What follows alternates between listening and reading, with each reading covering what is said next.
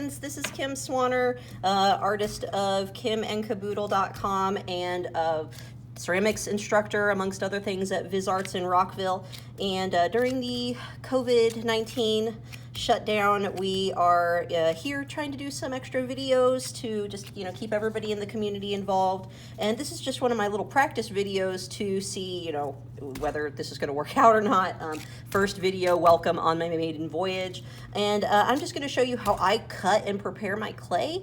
I got to prepare 50 balls of clay for a project that is planned at VisArts for some stay-at-home activities. So we're going to make 50 balls of clay. I'm not going to do that with you, but I get to do that later today. But I'm going to show you how I cut clay. So this is a standard clay mix from Standard Clay Company. It is 553. It's a buff clay. You can see it kind of looks grayish tan when it's wet, but when it's dry, it comes out nice and creamy. Has a bit of grog in it. Grog, for those of you that don't know, is sand. And sand is a big component of clay. Since clay, it takes silica to make clay. And I'm going to show you how I cut fresh from the bag. So this is clay that is brand new, fresh out of the box. Never been touched other than machine, and so that means it has gone through air compression. As many of you who do ceramics know, air compression is important because we don't want air bubbles in our clay. So this clay should not have any air bubbles in it. So a lot of people will say, hey, well, I like to do ram's head wedging and knead my clay similar to kneading bread before I use it. And yes, that's a good thing to do. But if you're not very good at it, you can actually get air bubbles in your brand new clay, which is then you're kind of wasting a bit of time and making things harder for yourself, especially if you're a ceramics potter. So what I like to do is I like to take my box of clay, what am I saying? My cube of clay here, and I've got a nice string tool. Wire tools go pretty frequently at VisArts, and so we make our own here with some string. Thank you to teacher Ryan for keeping up with that. And I'm just gonna have my clay right here down the middle. I like to measure kind of with my thumbs. I've got kind of small hands, so it works out really well. But I just go to the middle of the cube and slice all the way down. And I'm gonna turn that clay, and you'll watch me pull it through the bottom here, like that. Pull that apart. So there we go. Now we've got you can see that is a nice half of that cube. So I'm gonna set the other half to the side. You can hear the scale rattling in the distance there. Move this into the camera view. Oh, I think my camera's sliding actually is what's happening there. Let me readjust that, sorry.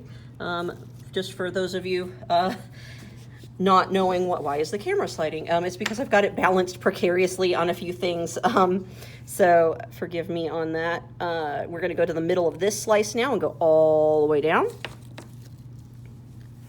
So if you are making like a 3.5, 4 pound pot, cubing this would be like a quarter. So this is about that much. And we're gonna weigh it just to kind of guess how much is actually there. Now you think it's a quarter of 25 pounds, but it's not an exact quarter. So I tend to, that's actually pretty heavy. So that might guess about 5 pounds. Let's see what we got. Make sure that's zeroed in. There we go. Ooh, 4.5, so not too bad. So we got 4.5 pounds there. So if you're, know that you're gonna make several large items, now you've got your clay ready. It's ready to go. But we're not doing that. We're making 1 pounders. So I know I've got about 4.5 pounds here. So now I'm going to cut this into little cubes. So again, like about 2 fingers high. And I just slice it down into usually thirds, sometimes fourths. So this is probably about 1.5 to 2 pounds here. So I might even cut just a little bit off. Now, this is what people commonly do with their clay. They'll make a little slice, and then they're like, oh, well, I don't have enough. I'm going to combine this together. That's when it's good to do your ram's head wedging, because you need to really make sure that you're combining the clay slices together for no air bubbles. Again, I'm notoriously kind of not great at ram's head wedging, so students of mine know that I do a smackdown method. I'm going to show that in a minute, so it's going to get a little bit noisy. I'll move the scales so to reduce some noise, but let's see how good I did here with my weights. I'm going to guess about a little over a pound. Oh, 1.5 pounds exactly. So I need to slice a little bit more off of this. So we'll show a little bit of that wedging Let's see. There we go. Perfect pound. These other two should be really good, actually. Yeah, perfect pound. This might be a pound and a half. Yep, there we are, a pound and a half. So not too bad. I tend to work between a pound and a half with the stuff that I make. So those are things that I automatically just, my body knows to cut. So notice here we've got our 3 slices of leftover clay that are about a ½ pound each to a quarter pound. So this should be, yeah, just a little over a pound. That's great. I'm going to move these scales to the side real quick so we can start wedging. So the first thing is I'm going to show I'm not going to show the ram's head wedging, because if you follow us on Facebook, our VisArts Ceramic Center, you'll actually see that Meg, one of our teachers here, has done a really great video on ram's head wedging. So I'm just going to go commit to the smackdown. Now, the danger might be that this camera might fall, so forgive me on this, but we're going to go ahead and I've got my clay smushed together as much as possible to prevent as many air holes as I can. And now I'm going to, without my hand leaving the clay, I'm going to pound it into the table. So it's called smackdown, but it's, you know, we're not doing like this and hitting it as hard as we can. I'm actually taking my hand, holding it firmly, and pounding it into the table. So maybe more like smack pound, I don't know.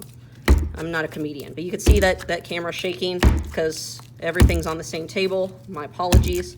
I'm not quite adept yet at holding a camera and doing the pounding, so this is going to be a little bit shaky. But now that I've got, you can see my layers are much more well blended. Some areas you can't even see them anymore, and that was just about 5 pounds in a circle. So now I'm going to pat my sides very gently, like making a snowball, meatball, falafel, bread dough ball for biscuits, whatever, just patting it repeatedly, very gently, very quickly. And now I've got a nice ball ready to throw or build with. These are actually going to be for making pinch pots. So, you know, that's really, really good for a pinch pot here. Notice we could see just a few lines from the beginning, but I can promise you that if I slice this in half, which I will, there are no air bubbles in this at all, because I did a good job. And it takes a little bit of practice sometimes. It's hard to combine balls of clay together. Now let's see if I'm right. I'm pretty sure no air bubble. Yeah, look at that. Very nice. No air bubbles at all. Very clean, very consistent. I can stick that right back together and pat it.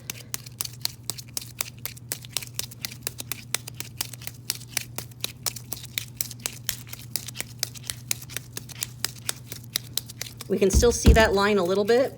Excuse me. But again, I'm not gonna slice this again, but I'm like 99.9% certain there's no air pockets in this, even though we can still see a little bit of a line. So you could still see a little bit of that exterior line, but I'm fairly confident that this has no air bubbles in it, and this is ready to be used. So I'm gonna be making 50 of these today.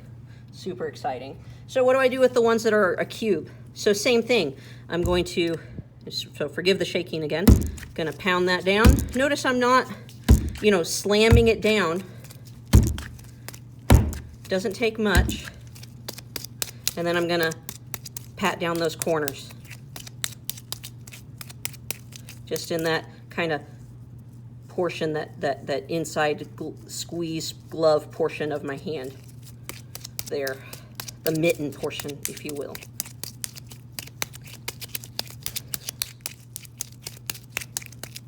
And there it is. You know, not a perfect sphere, that's fine, doesn't need to be, but it's good enough for throwing, good enough for hand building, you know, you're ready to go. So what I like to do is for students that are just starting out, you know, if you make, you know, these are 1-pounders, you know, I like to have people make about, you know, 4 to 6 of these and then just rapid fire throw with them. Makes for good practice, and also you can spend, like, you know, you've got your 25 pounds of clay, you can spend your first, you know, give yourself 30 minutes to an hour, measure out your clay into the clumps you want, then ball them up, bag them up really well so that they stay moist. I know some people don't like the word moist. I use it frequently, so I apologize. In like every video you're gonna see me make, I'm gonna use the word moist, so content warning, lots of moisture. But so you can see that, you know, these balls will be ready to go. So you prep them, have them stored airtight, you know, keep them wet, and then when you're ready to throw, you just grab your ball of clay. You're good to go. And that's my how to make balls of clay ready to go demo. Thanks for sitting with me and on this practice video, and I hope you maybe learned something new, and if not, you know, hope you were mildly entertained, and I'll see you in my next video. Peace.